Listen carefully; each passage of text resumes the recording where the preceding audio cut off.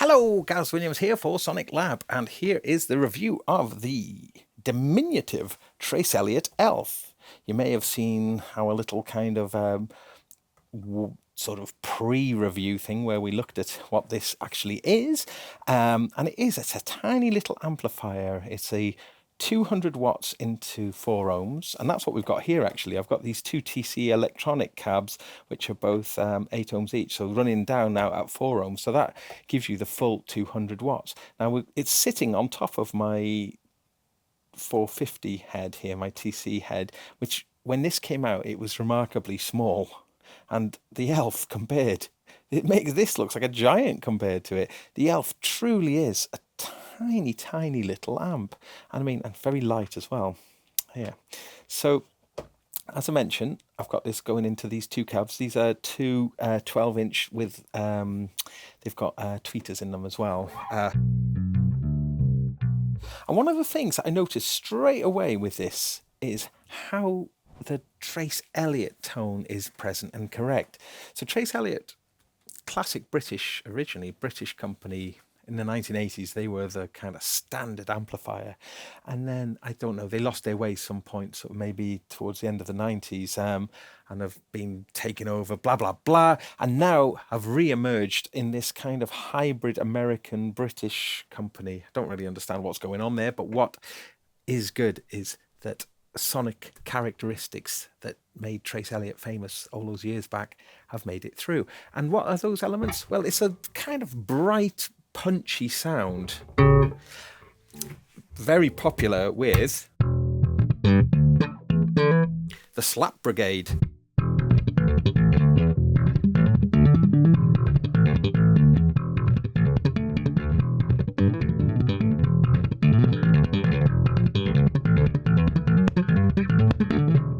So it's sort of got that punchy, bright, kind of attacking sound, which, as I say, made Trace Elliot kind of really the go-to amp, especially when all that slap and pop was all in vogue way back in the 1980s.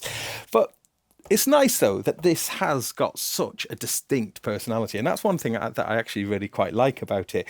As we can see from the front, gain, bass, middle, treble, and volume. Simplicity. There is a limiter, I think, on this input gain as well. So if I do some pops, you can hear it compressing. So that's kind of pretty cool. And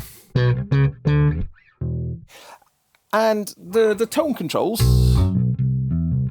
So I crank the bass.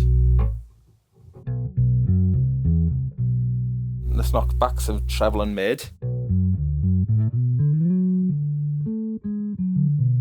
Even with the bass and mid, that personality still kind of comes through. So roll off some of the bass, bring up some of the brightness.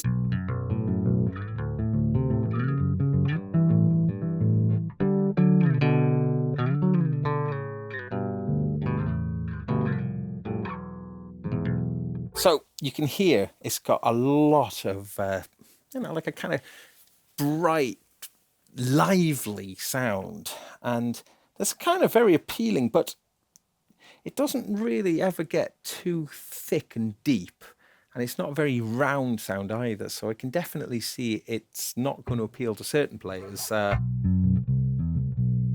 I mentioned, that kind of omnipresent brightness is always there. Now, how does it actually fare in the big bad world? Well, I've actually used it on a couple of gigs, 2 very different gigs actually, and I've got a few little clips, just tiny little clips, just to give you some context. The first one is playing with my really old band Rocket Gold Star, and this was an interesting gig in that we had a big PA there, So the amp's kind of volume was supplemented by the PA, and in that case was pretty good. So I'll play this little clip now and show you. Yeah, psychedelic.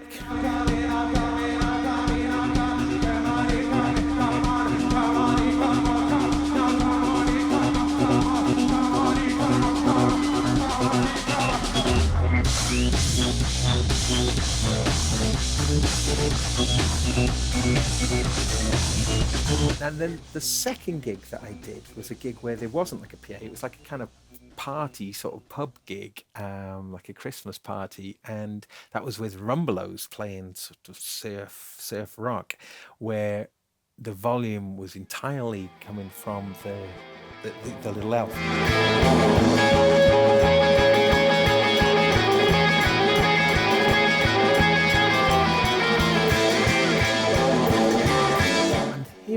Here's where I hit a bit of a problem, and that was when I really dug in and played loud, and and the amp was, as I say, there was no PA to support it, so it was all coming from the amp.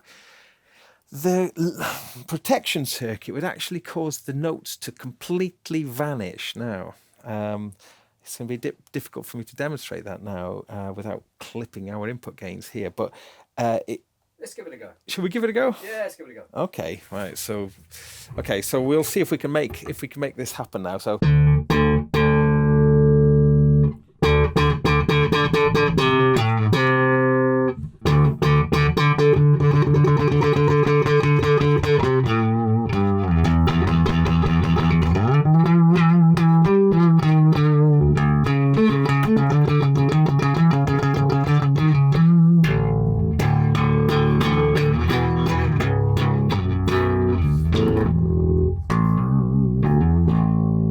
So you can sort of hear it sort of bottoms out. It's like the Headroom.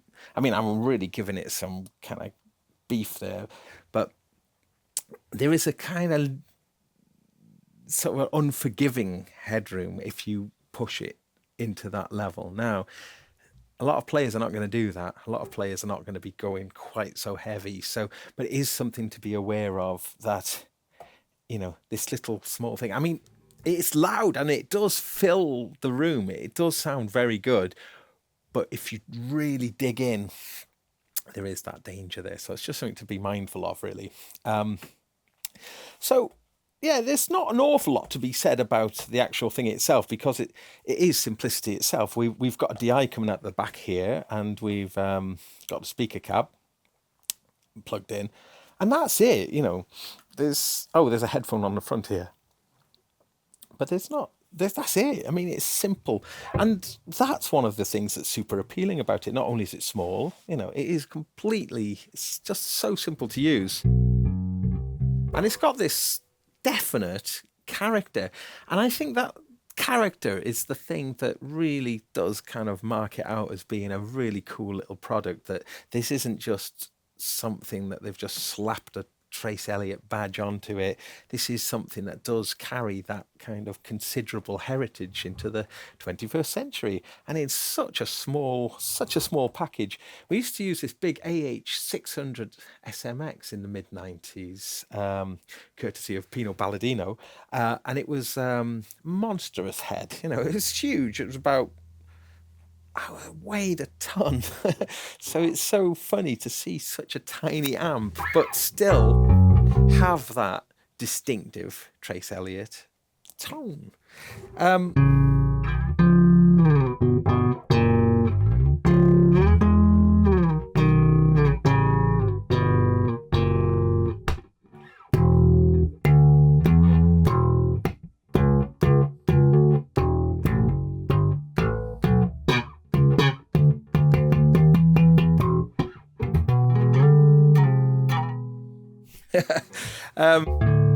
So yeah, it's fun, it's tiny, and it comes with a little dinky little gig bag, which has a couple of pockets, enough to take your power lead, speaker cable, and the amp itself, which is kind of cool. I mean, it's not going to do an awful lot, but I did walk into the gig carrying it like a little dainty little handbag.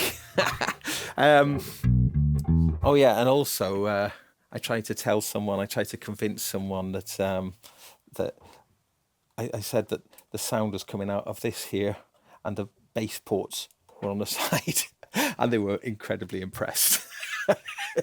And then I confessed that it was actually coming out of the speakers after all, but they believed me anyway.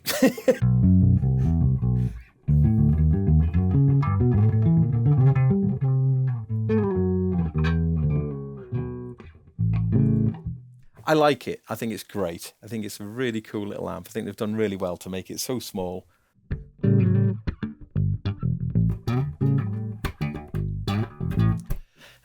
When we did the little preview, I asked a question, if anything that you'd like to know about it, and some of the questions were, okay, it's obviously good for bass. What's it like with keyboards? What will keyboards sound like through it? Well, only one way to find out.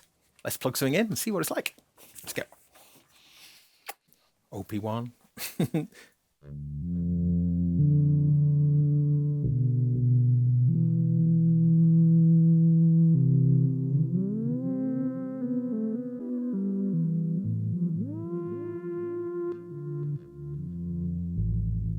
So actually, the clean character is actually pretty good, certainly for this synth. And I could imagine using this in a gig.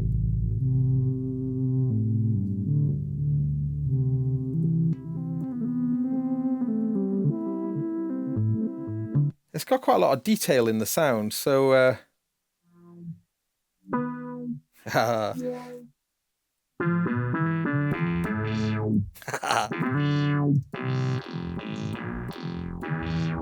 so yeah, I can't see why you couldn't use that as a keyboard amp. I think this sort of that clean, crispy, bright character does lend for that clarity which you kind of want. I mean, there is tweeters on these cabs as well, which is helpful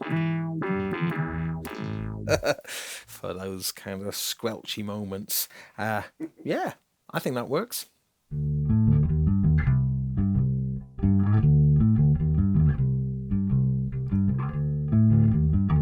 So we're listening to it.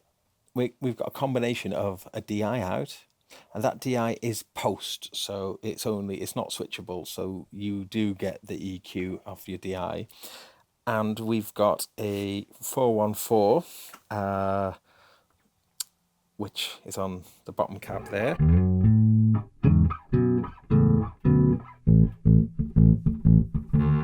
Oops.